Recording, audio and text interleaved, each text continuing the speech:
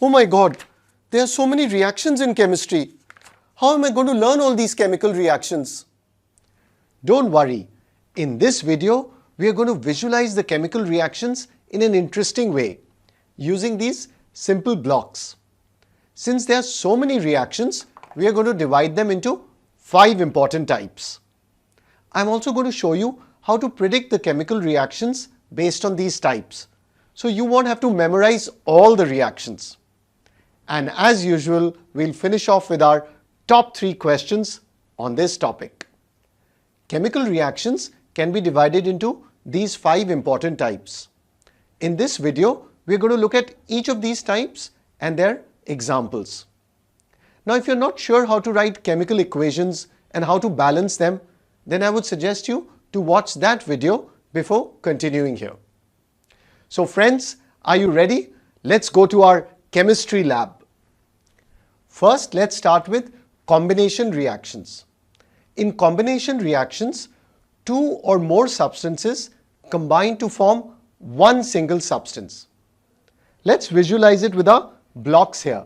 Let's say we have 2 substances, A and B, and they combine to form one product, AB.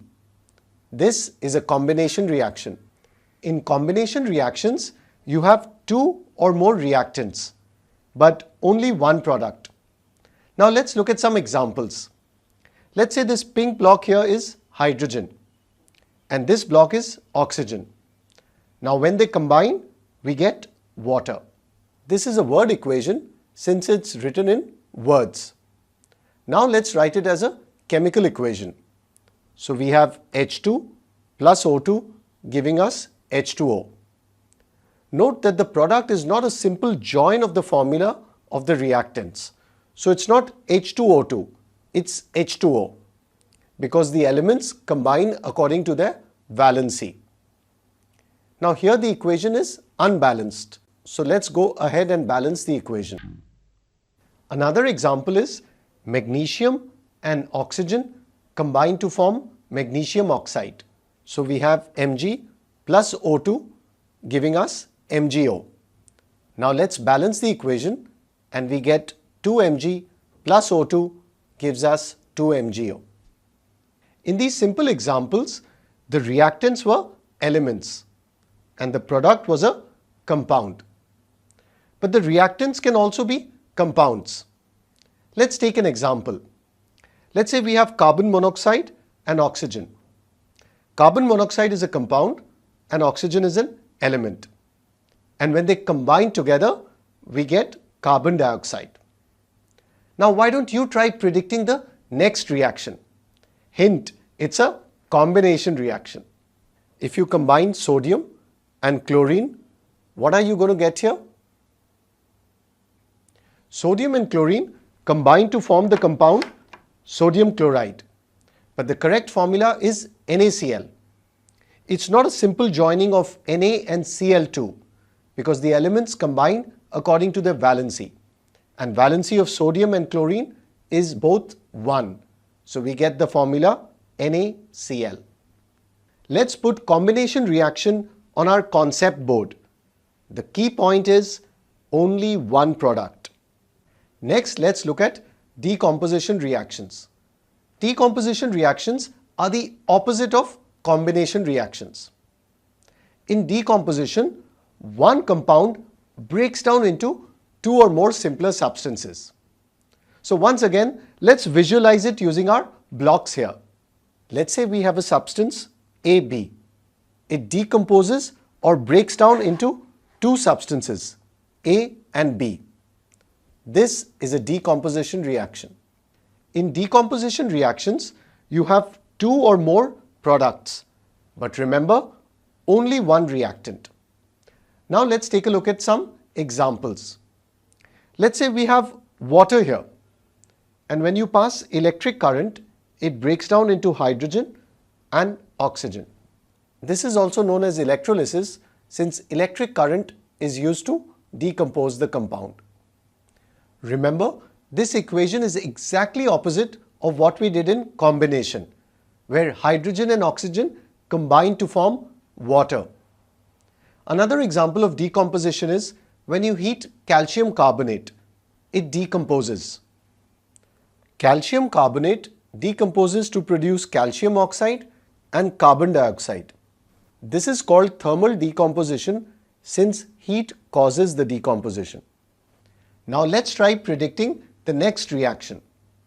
Do you know what happens when silver chloride is exposed to sunlight? That's right, silver chloride decomposes into silver and chlorine. Do you know where this reaction is used, or rather was used? In black and white photography, where the film or the photographic plate contained silver chloride and it decomposed when it was exposed to sunlight to give us the black and white image. Of course, now in the digital world, everything's digital and we are using SD cards. Now let's consider another example, digestion of food. So when you eat food, what happens in the digestion process? Is it a combination reaction or a decomposition reaction? What do you think? That's right. The correct answer is decomposition reaction. Our digestive system breaks down the complex food substances into simpler substances. For example, carbohydrates are broken into simpler sugars such as glucose. Proteins decompose to form amino acids. So digestion is a decomposition reaction. Let's pin decomposition reaction on our concept board. Remember the key point? Only one reactant. Next, let's look at displacement reactions. In displacement, a more active element displaces or takes the place of a less active element in a compound. These are also called single displacement reactions. Let's understand these with the help of our blocks here. So let's say here we have element A and compound BC.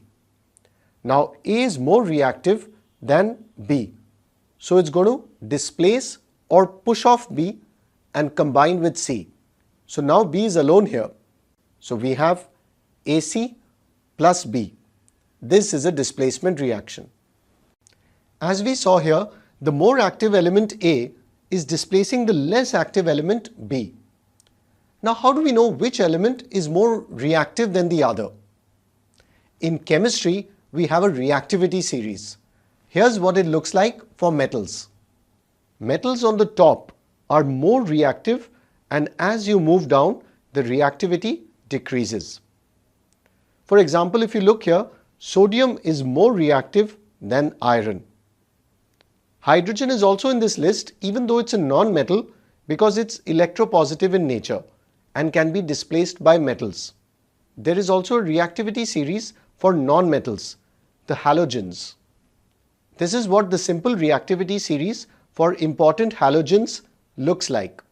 Fluorine is the most reactive and iodine is the least reactive. Now let's look at some examples of displacement reactions. Let's say we have zinc and hydrochloric acid here. Now, since zinc is more reactive than hydrogen, according to the reactivity series, it can displace it. So we get zinc chloride and hydrogen. This is our displacement reaction. Another example is potassium iodide and chlorine. This example involves non-metals. Chlorine is more reactive than iodine. So chlorine can displace iodine from potassium iodide and we get potassium chloride and iodine. So here we had displacement of non-metals. Now let's try predicting the next reaction. What happens when an iron nail is placed in copper sulfate solution? First, let's write down the reactants. So here we have iron and copper sulfate. Now we know that iron is more reactive than copper. So iron is going to displace copper from copper sulfate. And what are we going to get here in the displacement reaction? That's right, copper and iron sulfate. We can even predict the observations based on this reaction. So we know that copper sulfate is blue in color and iron sulfate is green in color. So the color of the solution is going to change from blue to green. And since you have copper being deposited here, you're going to see a reddish brown deposit on the iron nail. Now what do you think will happen if a copper piece is placed in iron sulfate solution? What are the products now? That's right, there's going to be no reaction because copper is below iron in the reactivity series. So copper cannot displace iron. Let's put displacement reaction on our concept board. Remember the key point? A more active element is displacing a lesser active element. Previously, we did displacement or single displacement reactions. Now let's take a look at double displacement reactions. In a double displacement reaction, two compounds react with each other and exchange their ions to form two new compounds. So let's go ahead and try it with our blocks here. Let's say we have two compounds, AB and CD. Now there is an exchange of ions and we get two new compounds, CB and AD. This is a double displacement reaction. Now you may be thinking, do we need to use the reactivity series again for double displacement reactions? The answer is no. Reactivity series is only used for single displacement reactions. Because if you look at double displacement, we can't say that A is displacing C or C is displacing A. It's simply an exchange of the ions. So remember, reactivity series is only used for single displacement reactions. Now let's take a look at some examples of double displacement. Let's say we have silver nitrate here and sodium chloride. To analyze the reaction, let me switch these blocks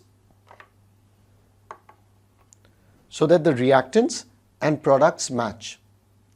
First, split the reactants into their ions. So we have silver ion and nitrate ion and sodium ion and chloride ion. Now you can exchange the cations or the anions. So let's exchange the cations here. If we exchange the cations, positive ions, silver and sodium, we get sodium nitrate and silver chloride. So this is our double displacement. Remember, exchange the cations or the anions. Don't exchange both the cations and anions. Otherwise, you'll get back the original reactants. Another example is sodium hydroxide and hydrochloric acid.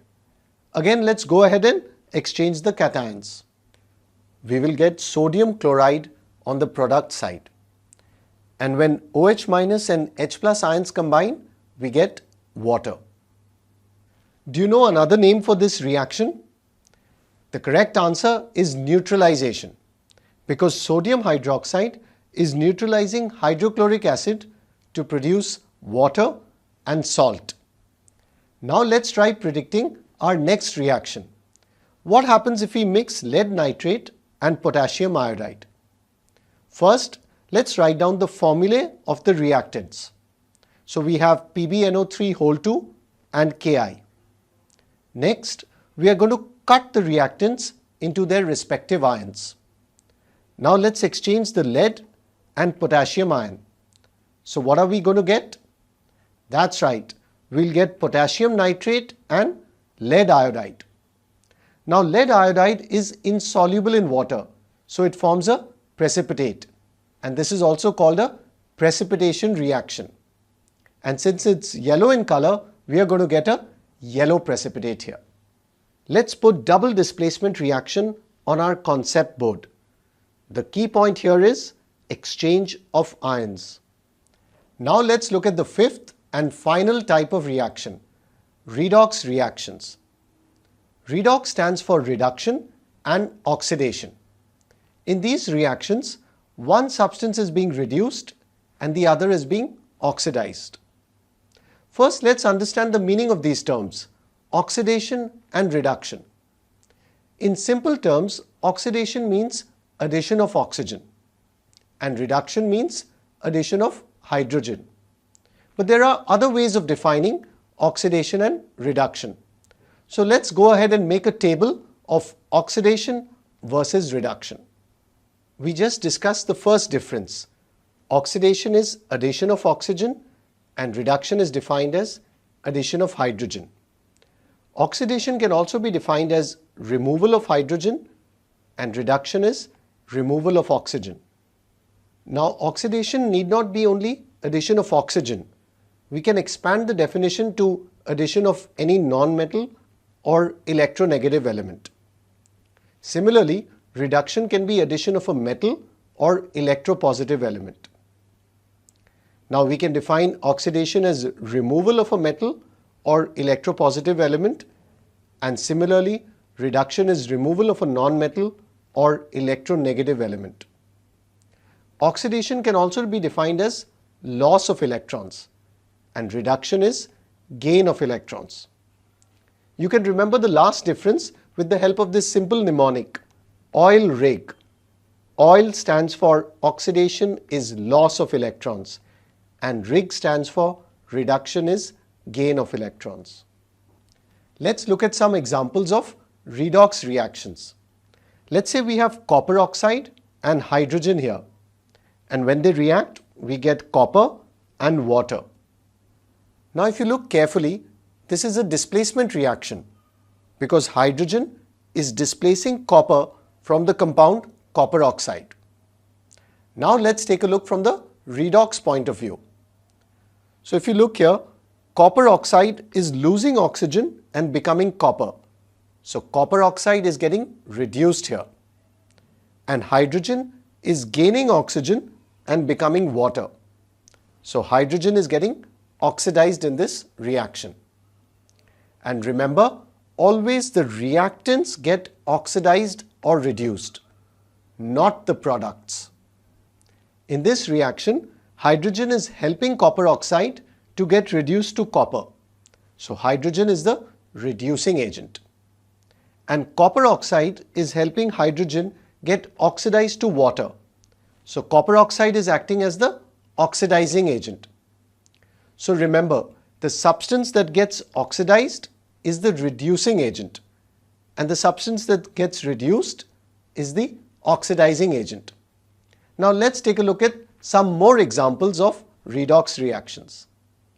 Let's say here we have copper and oxygen, and when they react we get copper oxide. Now who do you think is being oxidized and reduced here? Let's take a look. So if you look at copper, copper is changing to copper oxide. So oxygen is being added to copper. So copper is being oxidized here. Now what about oxygen? Since a metal is being added to it, oxygen is being reduced.